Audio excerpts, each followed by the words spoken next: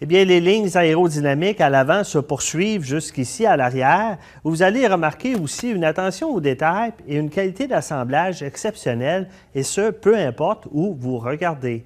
Même les feux arrière sont attrayants avec leurs accents chromés ici, qui sont placés juste au-dessus des lentilles arrière. Ces accents de chrome se poursuivent avec l'embout d'échappement que vous retrouvez à la base, qui sont offerts de série. Vous allez remarquer certainement que le couvercle du coffre est assez épuré.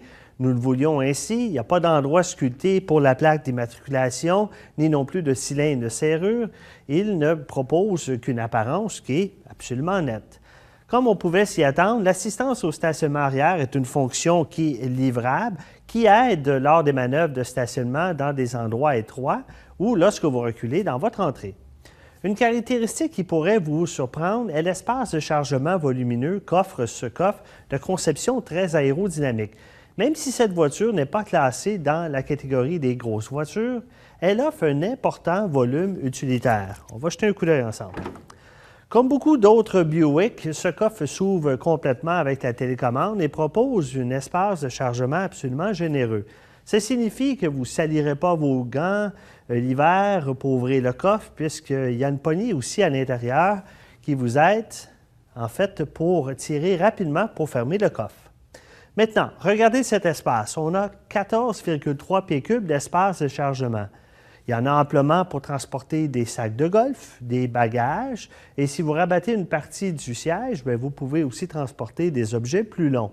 Et le coffre offre également beaucoup d'espace de gauche à droite, puisque les composantes de la suspension arrière n'empiètent pas non plus dans le coffre.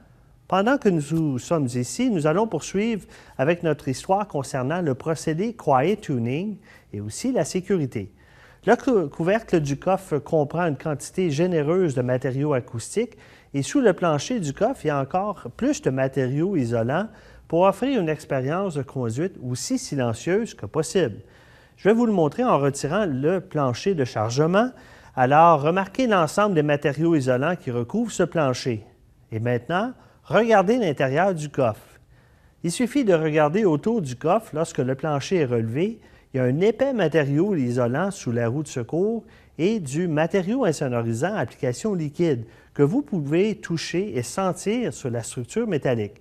Celle-ci absorbe les vibrations et bloque les bruits routiers. Jetez un coup d'œil sous le siège arrière. Remarquez le matériau isolant supplémentaire placé en dessous. Comme à l'intérieur du compartiment moteur et des portes dont j'ai parlé plus tôt, nous avons réparti des matériaux acoustiques isolants partout où nous le pouvions. Encore une fois, nous voulons qu'il s'agisse du véhicule le plus silencieux et le plus luxueux que vous n'ayez jamais possédé. Alors, il est temps maintenant de prendre place dans le siège du conducteur pour examiner ce que la Verano nous réserve en matière de technologie intégrée et conviviale. On se revoit à l'avant.